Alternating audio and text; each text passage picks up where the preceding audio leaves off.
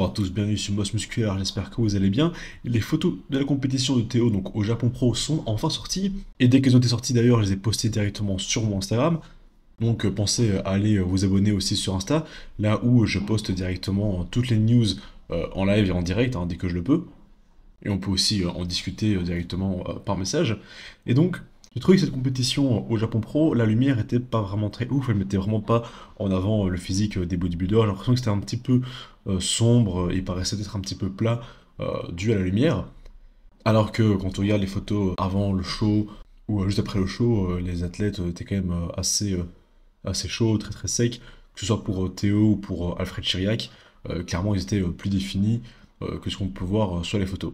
Et d'ailleurs, à ces compétitions, je trouvais que Théo était clairement au-dessus, hein. Il avait clairement une avance sur la plupart des pros dans la line-up, même par rapport à Chiriac, hein, qui a fait deuxième. Pour moi, il n'y a pas vraiment photo, hein. Théo le bat sur toutes les poses, même niveau masse. Théo déjà un cran devant. Peut-être de dos, ça peut se discuter. Et encore, hein, Chirac n'a pas non plus un dos très ouf. Donc pour moi, là, clairement, Théo était au-dessus sur toutes les poses.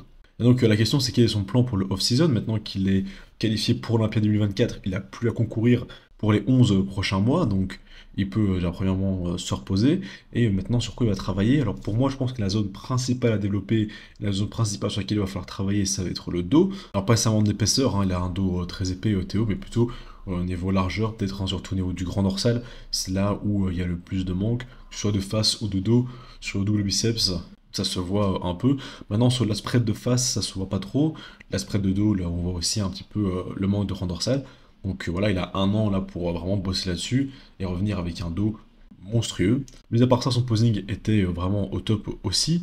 Avec son package, bon, voilà, Théo, il fait toujours des très très beaux posings. Pour moi, je pense que là, pour le moment, c'est un des meilleurs poseurs en open.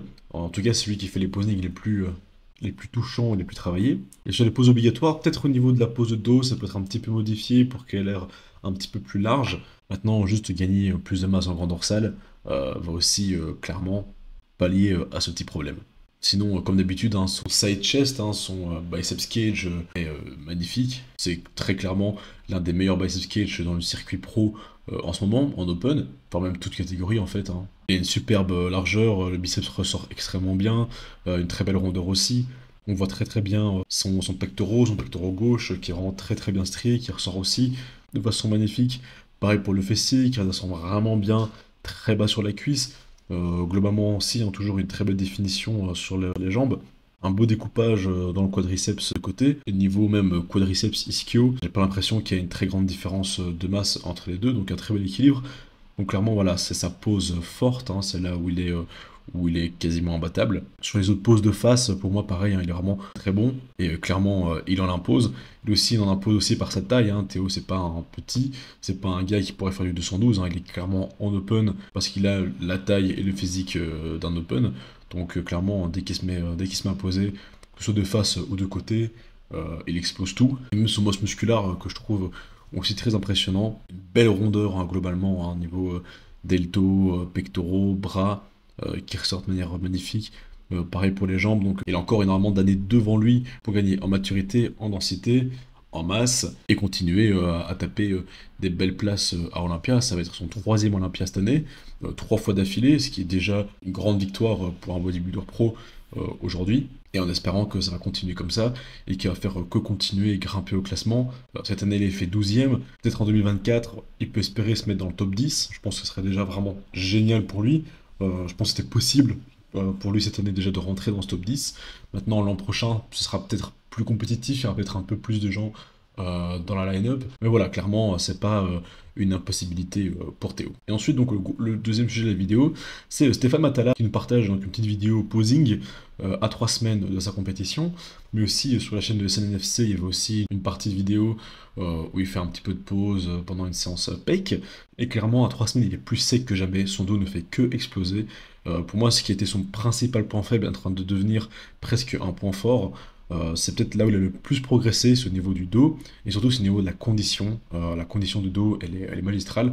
Quand on voit là maintenant, à 3 semaines, là où il en est, et la dernière préparation donc était pour Londres, à 3 semaines avant Londres, clairement ça n'a rien à voir. Il est beaucoup plus sec, elle a beaucoup moins d'eau sous la peau, elle a presque l'air plus mature musculairement, tout simplement parce que voilà, il y a beaucoup moins d'eau intramusculaire et beaucoup moins d'eau pour voiler le muscle, et donc clairement, il est complètement transformé avec uniquement quelques mois en fait entre les deux. À ce niveau-là, il fait un petit peu penser à un Samson Dauda en fait qui évolue entre chaque compétition et qui fait pas des gros off-season et qui pourtant charbonne à crever entre deux compètes et à chaque fois il te ramène un tout autre physique quoi. Et donc après 11 mois de préparation, là il atteint carrément le pinacle de son physique en espérant que ça sera suffisant pour se qualifier à Olympia 2024. Même je suis même plutôt confiant, je suis quasi sûr qu'il va y arriver, bien que ce soit Autriche, que c'est une compétition qui est très compétitive, il va y avoir beaucoup de monde à mon avis là-bas, mais je pense que clairement Stéphane peut sortir son épingle du jeu. Il a encore 3 semaines devant lui pour aller chercher sa meilleure condition. Et alors aussi dans cette vidéo, on peut voir qu'il corrige aussi certaines pauses, principalement pour essayer de préserver la symétrie. C'est surtout au niveau des pauses obligatoires, où c'est difficile finalement le posing libre en général. On fait des pauses qui nous arrangent plus, des pauses sur lesquelles on a plus l'habitude de faire, des pauses sur lesquelles on est beaucoup plus à notre avantage. Maintenant les pauses obligatoires, ça c'est un peu plus compliqué parce que tout le monde doit les faire, et donc vraiment trouver la position du bras, de l'épaule, qui fait qu'on est au mieux. Et donc pour ça, c'est nécessaire d'avoir un œil extérieur pour dire quoi changer. Des fois ça se joue au millimètre, hein, ça se joue à la hauteur de l'épaule, leur monter de 1 ou 2 cm, ou alors ça peut être aussi au niveau du coude, hein, parce qu'on doit le rentrer plus, le mettre plus à l'extérieur. Donc vraiment, c'est tous des petits détails qui peuvent aussi changer énormément de choses sur le posing. Et donc voilà, je pense que Stéphane est bien parti pour cette dernière compétition de sa saison, parce qu'après, je pense qu'il partira sur un très long off-season, qu'il se qualifie ou pas. J'ai pas l'impression que s'il ne se qualifie pas, je ne pense pas qu'ils vont repousser encore une échéance pour une autre compétition, à mon avis.